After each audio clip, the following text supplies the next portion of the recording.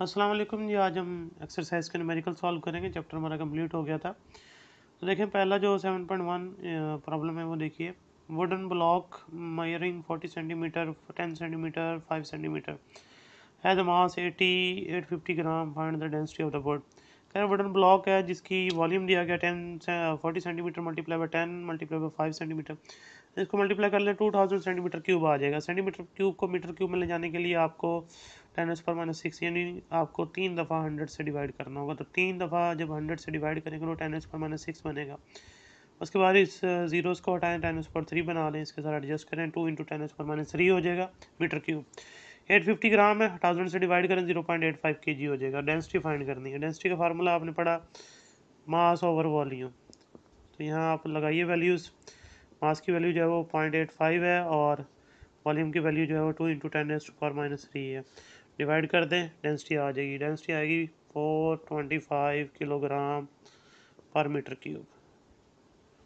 ठीक है जी। नेक्स्ट देखिए 7.2। उसमें कहता है कि how much would the volume of the ice formed by freezing 1 litre of water. करें 1 लीटर वाटर को अगर फ्रीज कर दें तो जो आइस बनेगी उसका वॉल्यूम कितना होगा। तो देखें, वॉल्यूम ऑफ वाटर जो है वो आपको दिया गया 1 लीटर, जो कि होता है 1 इंटू 10⁻³ मीटर क्यूब, यानी 1000 से डिवाइड किया। उसके बाद वाटर की जो डेंसिटी है वो आपको खुद पता होनी चाहिए, 1000 किलोग्राम मीटर पर क्यूब होती है। आइस की डेंसिटी भी आपको पता होनी चाहिए, वो होती है 950 किलोग्राम पर मीटर क्यूब। ये जब मैंने डेंसिटी का टॉपिक पढ़ाया था तब आपको मैंने कहा था कि ये चीज़ें आपने याद रखनी है, क्योंकि ये प्रॉब्लम्स में समटाइम बताई नहीं जाती, तो इसलिए आपको पता होनी चाहिए ये। अब वॉल्यूम ऑफ आइस फाइंड करना है आपने। ठीक है जी। तो देखें, जब वाटर फ्रीज होगा उसका ऑल दो वॉल्यूम चेंज हो जाएगा, डेंसिटी चेंज हो जाएगी, लेकिन मास तो सेम रहेगा ना। तो अब आप पहले डिफाइन कर दें डेंसिटी क्या होता है। देखें, डेंसिटी ऑफ वाटर बराबर होगा मास of water divided by volume of water. तो फिर मास निकालेंगे, वॉल्यूम मल्टीप्लाई होगा डेंसिटी के साथ जाके। Mass of water is equal to density of water और वॉल्यूम ऑफ वाटर। तो फिर सिंस आप जानते हैं जो डेंसिटी होगी आइस की, वो भी किसके बराबर होगी, मास of ice over divided by volume of ice. तो अब आप देखें, यहाँ से अगर मास निकालते हैं आप, तो इसका भी क्या आएगा, mass of ice is equal to density of ice volume of ice. Since mass जो है वो मास रिमेन्स सेम, तो मास ऑफ वाटर बराबर होगा मास ऑफ आइस के। दोनों की वैल्यूज लगाएं। देखें, डेंसिटी और वॉल्यूम, फिर यहाँ भी क्या आएगा, डेंसिटी और वॉल्यूम। हमने वॉल्यूम निकालना है, ये डी तरह के डिवाइड हो जाएगा। तो वॉल्यूम जो आ जाएगा रो वी वॉल्यूम ओवर जो है वो डी आ जाएगा, डी आइस। अब वैल्यूज लगा दें। वैल्यूज लगाएंगे तो आपको आंसर मिलेगा। यहाँ पर देखें, जो वॉल्यूम है फिर डेंसिटी है वाटर की वो 1000, और फिर साथ में वॉल्यूम जो है वो 1 इंटू 10⁻³ और डिवाइडेड बाय जो डेंसिटी है इसकी वो 920 है। अब आप इसको मल्टीप्लाई और डिवाइड कर दें तो वॉल्यूम ऑफ आइस जो आएगा वो 1.09 लीटर आ जाएगा। पहले तो उसमें आएगा ना 1.09 इंटू 10⁻³ मीटर क्यूब। उसको फिर आप लीटर में जब कन्वर्ट करेंगे तो आप इस बार 1000 से मल्टीप्लाई करेंगे तो 1.09 लीटर आ जाएगा।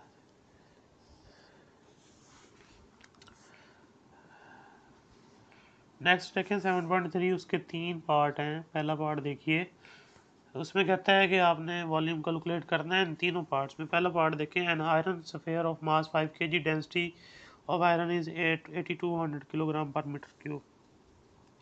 मास जो है वो 5 kg गिवन है और डेंसिटी जो है वो आपको गिवन है जी 8200 किलोग्राम पर मीटर क्यूब। आपने फाइंड करना है वॉल्यूम। वॉल्यूम फाइंड करना है तो डेफिनेटली डेंसिटी का फार्मूला यूज़ करेंगे। डेंसिटी होती है मास ओवर वॉल्यूम। वॉल्यूम निकालना है तो वॉल्यूम हो जाएगा मास ओवर डेंसिटी। तो मास आपको दिया गया है 5 और डेंसिटी आपको दी गई है 8200, इसको डिवाइड कर दें तो वॉल्यूम आ जाएगा 6.1 इंटू 10⁻⁻⁴ मीटर क्यूब। इसका बी पार्ट देखिए 7.3 का ही, उसमें कहता है कि 200 gram of lead shot having a density of 11,3000 kilogram per metre cube. Mass जो है वो 200 ग्राम है, जिसको आप 1000 से डिवाइड करेंगे तो 0.2 kg लिख देंगे। और उसके बाद फिर डेंसिटी जो है वो दी गई है 11300। ये रीडिंग में भी गलत हो तो आप देख लीजिएगा, मीटर क्यूब स्टेटमेंट में कुछ और है, फिर आगे कुछ और लिख दी गई है। तो वॉल्यूम फाइंड करना है यहाँ भी, दोबारा वही वॉल्यूम जो होगा वो देखें वो किसके बराबर, मास ओवर डेंसिटी के। तो मास जो है वो आप 0.2 लिखें और डेंसिटी जो है वो 11,300 आ जाएगी। डिवाइड करेंगे तो आपके पास आंसर आ जाएगा 1.77 इंटू 10⁻⁻5 मीटर क्यूब। ये आंसर आ जाएगा जी, ये 77 है। अब इसका सी पार्ट, उसमें भी यही करना है। सी पार्ट देखें, gold bar of mass 0.2 kg and density of gold is 193,000 kilogram per metre cube. Volume find करना है, दोबारा से वो डेंसिटी का फार्मूला मास ओवर वॉल्यूम, तो वॉल्यूम होगा मास ओवर डेंसिटी। तो मास यहाँ पर 0.2 है और डेंसिटी जो है 193,000। इसको डिवाइड करें तो आपके पास डेंसिटी की वैल्यू सॉरी वॉल्यूम की वैल्यू आ जाएगी 1.04 इंटू 10⁻⁻5 मीटर क्यूब। 7.4 देखिए, उसमें कहता है कि density of the air is 1.3 kilogram per metre cube, find the mass of the air in a room measuring 8 metre 5 metre and 4 metre. तो density दी गई है एयर की 1.3 किलोग्राम पर मीटर क्यूब, और एक रूम है जिसका वॉल्यूम दिया गया है 8 metre multiply by 5 metre multiply by 4 metre. इसको मल्टीप्लाई कर लें तीनों टर्म्स को, 160 मीटर क्यूब हो जाएगा। उसके अंदर कितनी एयर आ सकती है, देखें आपने उसका मास फाइंड करना है। तो इसमें वो भी डेंसिटी का फार्मूला ही लगेगा, density is equal to mass over volume. Mass निकालना है तो डेंसिटी और वॉल्यूम मल्टीप्लाई कर दें। डेंसिटी की वैल्यू 1.3 है और वॉल्यूम 160 है। आपके पास मास जो आ जाएगा वो 208 kg हो जाएगा। उसके बाद देखें 7.5, a student presses her palm by her thumb with the force of 75 Newton. How much would be the pressure under the thumb having the contact area 1.5 centimetre cube. Correct student है जो अपने हाथ की हथेली के ऊपर जो है ना फोर्स लगाती है कितनी 75 न्यूटन, और उसकी फोर्स लगाने का जो एरिया है उसका वो जिसके ऊपर फोर्स लग रही है वो 1.5 सेंटीमीटर स्क्वायर। सेंटीमीटर स्क्वायर को मीटर स्क्वायर में कन्वर्ट करने के लिए 2 दफ़ा 100 से करेंगे तो 10⁻⁴ हो जाएगा, तो ये मीटर स्क्वायर में आ जाएगा। और आपने करना है जी प्रेशर फाइंड करना है उसकी पाम के ऊपर कितना होगा। तो प्रेशर का जो फार्मूला है वो P is equal to F over A, यानी फोर्स पर यूनिट एरिया। तो फोर्स जो है वो 75, एरिया जो है 1.5 इंटू 10⁻⁻⁴ डिवाइड करें तो प्रेशर आ जाएगा 5 इंटू 10⁻⁵ न्यूटन पर मीटर स्क्वायर।